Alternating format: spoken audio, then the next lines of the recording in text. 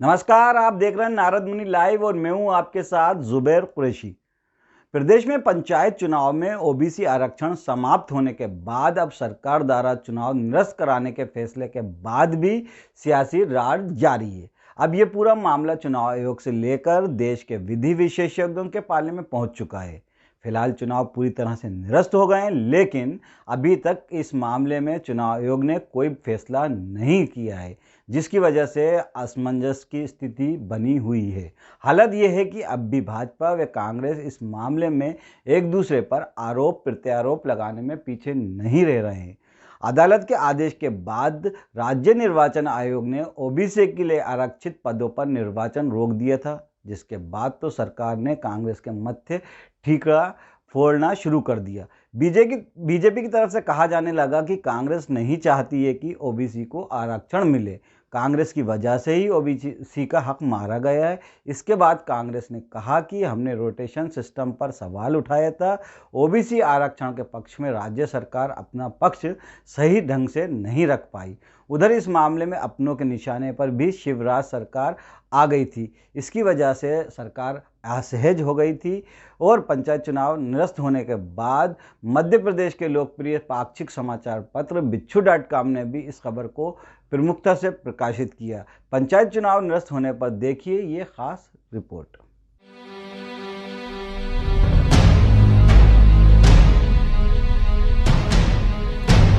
सरकार के इस फैसले पर नगरीय विकास एवं आवास मंत्री भूपेंद्र सिंह का कहना है कि इस निर्णय के लिए कांग्रेस को तो भाजपा सरकार का अभिनंदन करना चाहिए। कांग्रेस तो ओबीसी वर्ग को 27% आरक्षण देने के नाम पर नौटंकी कर रही थी। भूपेंद्र सिंह ने कहा कि मुख्यमंत्री जी ने पंचायत चुनाव का ऑर्डिनेंस वापस लेने का बड़ा फैसला लिया है। उन्होंने ओबीसी वर्ग को पंचायत चुनाव में 27% आरक्षण देने और इस वर्ग के हित के लिए एक तरह से अपनी सरकार को दांव पर लगा दिया। इससे बड़ा निर्णय और कोई नहीं हो सकता। उधर पूर्व सीएम कमलनाथ का कहना है, देर आए दुरुस्त आए। हम तो पहले दिन से कह रहे थे कि सरकार असंवैधानिक तरीके से प्रदेश में पंचायत के चुनाव कराने जा रही है। सरकार पंचायत चुनाव अधिनियम के तहत जारी अध्यादेश को तत्काल वापस ले। हम यही मांग कर रहे थे। अगर सरकार निर्णय पहले से लेती तो ना ये स्थिति बनती और ना ही पिछड़ा वर्ग का हक छीनता। हम तो पहले दिन से कह रहे थे कि संवैधानिक प्रक्रियाओं का और पंचायती राज अधिनियम का पालन करते हुए पंचायत चुनाव हो, ओबीसी को उसका हक मिले, रोटेशन का पालन हो, परिसीमन हो। लेकिन शिवराज सरकार ने अड़ियल रवैया बनाए रखा। इसको लेकर हमने पुरजोर तरीके से सड़क से लेकर सदन तक अपनी बात रखी। सरकार के इस निर्णय का विरोध किया और आखिर आज सत्य की जीत हुई। सत्य परेशान हो सकता है लेकिन पराजित नहीं। अब हम उम्मीद करते हैं कि ओबीसी वर्ग के साथ अन्याय नहीं होगा, उनको उनका हक मिलेगा। पूर्व मंत्री और विधायक जीतू पटवारी ने कहा कि संविधान के प्रति गहरा अविश्वास भाजपा का मौलिक चरित्र है। जो अध्यादेश राज्यपाल के जरिए लागू करवाया था, उसी को निरस्त करवा दिया। शिवराज जी एक बार फिर से साबित हो गया कि कांग्रेस और कमलनाथ जी सच थे। आप जनता को गुमराह करना बंद कीजिए। अब हम उम्मीद करते हैं कि ओबीसी वर्ग के साथ न्याय होगा और उनको उनका हक मिलेगा। पूर्व मंत्री और विधायक कमलेश्वर पटेल ने कहा कि स्थगन का बहाना कोरोना महामारी को बनाया गया है, लेकिन सच्चाई यह है कि चुनाव की प्रक्रिया पूरी तरीके से असंवैधानिक थी। कांग्रेस को तो हमारा अभिनंदन करना चाहिए। वो तो ओबीसी के नाम पर नौटंकी कर रहे थे। आखिर और क्या रास्ता था? इसका एक ही रास्ता था कि हम ऑर्डिनेंस को विड्रॉ करें, जिससे कि ओबीसी के बिना ओबीसी के चुनाव ना हो, ओबीसी को आरक्षण मिल सके। और इसलिए इतना बड़ा निर्णय हमने किया है। ओबीसी के लिए हमने सरकार को दांव पे लगा दिया। सुप्रीम कोर्ट ने जिस चीज के लिए आपत्ति की, उसके लिए हमने अपनी सरकार को दांव पे लगा दिया है। इससे बड़ा कोई निर्णय हो नहीं सकता। पूरे पंचायत चुनाव के घटनाक्रम से इस बात का आभास हुआ कि भारतीय जनता पार्टी को संविधान में भरोसा ही नहीं है। हमेशा संविधान की अवहेलना करना इनका शौक बन गया है। आपने जिस तरीके के क्रियाकलाप रहे, उसमें स्पष्ट हुआ कि कमलनाथ जी, कांग्रेस पार्टी जो बात कह रहे थे वो सही थी, शिवराज जी और सरकार जो बात कह रही थी वो गलत थी। चुनौती देते हैं ये संविधान को, कोर्ट को, सुप्रीम कोर्ट को।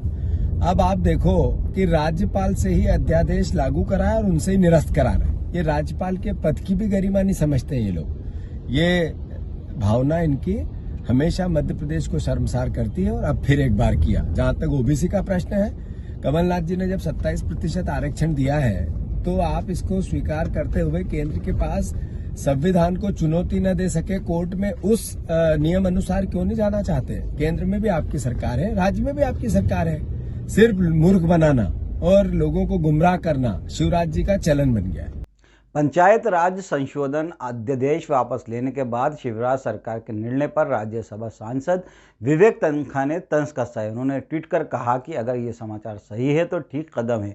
ऑर्डिनेंस को सरकार ने लैप्स होने दिया। मेरा तर्क यही तो था, इतनी सारी अनगल बातें मेरे बारे में बोलने की क्या ज़रूरत थी। संवाद सभ्य होना चाहिए, मतभेद को मनभेद मत बनाइए।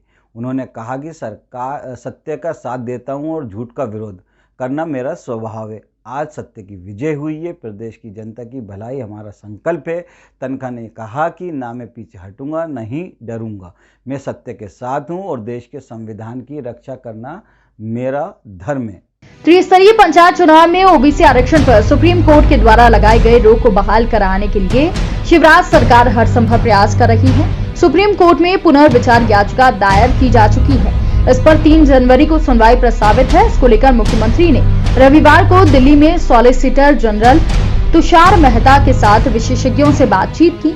उमा भारती ने भी इसे लेकर सवाल उठाया था। केंद्रीय मंत्री प्रहलाद पटेल ने भी शिवराज सरकार पर निशाना साधा है। पटेल ने कहा कि पिछड़ों को आग में ना झोंकें तो अच्छा होगा। साथ ही जरूरी कदम नहीं उठाए जाने को लेकर भी सवाल उठाए गए थे। ऐसे में शिवराज सरकार की मुश्किलें बढ़ती जा रही हैं। प्रदेश में सबसे ज्यादा ओबीसी की आबादी है। सीएम खुद इसी वर्ग से आते हैं। आरक्षण के मुद्दे पर शिवराज सरकार किसी भी कीमत पर करना चाहती है। आखिर में सरकार ने कैबिनेट की बैठक में पंचायत चुनाव को टालने का फैसला लिया। सरकार ने कहा है कि कैबिनेट ने प्रदेश में पंचायत राज अधिनियम 1993 की धारा 9 के अंतर्गत होने वाले पंचायत चुनाव के अध्यादेश को निरस्त करने का प्रस्ताव पारित कर महामहिम राज्यपाल महोदय को भेजने का निर्णय लिया है। और सबके विकास को ध्यान में रखते हुए संकल्प पारित किया विधानसभा से कि हम पिछड़ों के बिना चुनाव न हो, इसकी भरपूर कोशिश करेंगे। उसी दिशा में आज पंचायत मंत्री जी ने कैबिनेट के अंदर प्रस्ताव रखा और आज जो अध्यादेश हमारा था, जो हमने पास किया था अध्यादेश, उस अध्यादेश को जो डिलिमिटेशन से संबंधित था, आज मध्य प्रदेश की कैबिनेट ने उस अध्यादेश को वापस लेने के लिए महामहिम राज्यपाल को कैबिनेट द्वारा प्रस्ताव पारित करके भेजने का निर्णय लिया है। और ये पंचायत चुनाव प्रक्रिया जो चल रही थी, उसको हमने अब अध्यादेश निरस्त करते हुए उस अध्यादेश को महामहिम को भेजने का तय किया है। कांग्रेस पार्टी ने शुरू से ही पंचायत चुनाव में बखेड़ा पैदा हो, इसका प्रयास किया। और जैसा माननीय गृह मंत्री जी ने भी बताया कि हाई कोर्ट, सुप्रीम कोर्ट तक उन्होंने कोई ऐसी अदालत नहीं छोड़ी जहां उन्होंने अप्रोच न किया। हमारे माननीय मुख्यमंत्री जी इस बात को लेकर कटिबद्ध शुरू से ही थे कि ओबीसी के आरक्षण के बिना चुनाव नहीं होना चाहिए, क्योंकि एक बहुत बड़ा वर्ग इससे वंचित रह सकता है। और उसी को लेकर ये अध्यादेश जारी किया गया था। जैसा माननीय गृह मंत्री जी ने बताया कि सदन में अपरिहार्य कारणों से वो पारित नहीं हो पाया और माननीय सर्वोच्च न्यायालय का भी जो आदेश था उसको सरकार ने मान्य करते हुए इस अध्यादेश को महामहिम राज्यपाल को वापस करने का अनुरोध किया है। अध्यादेश को वापस किए बिना ओबीसी आरक्षण और डिलिमिटेशन नहीं किया जा सकता था और आगे की प्रक्रिया निर्वाचन को सुनिश्चित करनी है।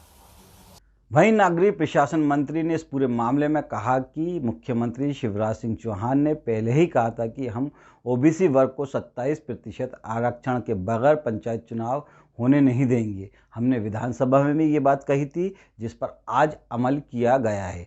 ऑर्डिनेंस वापस लेने के अलावा और कोई चारा नहीं था ताकि ओबीसी के बगैर पंचायत चुनाव न हो। सुप्रीम कोर्ट ने जिस विषय पर आपत्ति की, उस विषय के लिए हमने अपनी सरकार को दांव पर लगा दिया।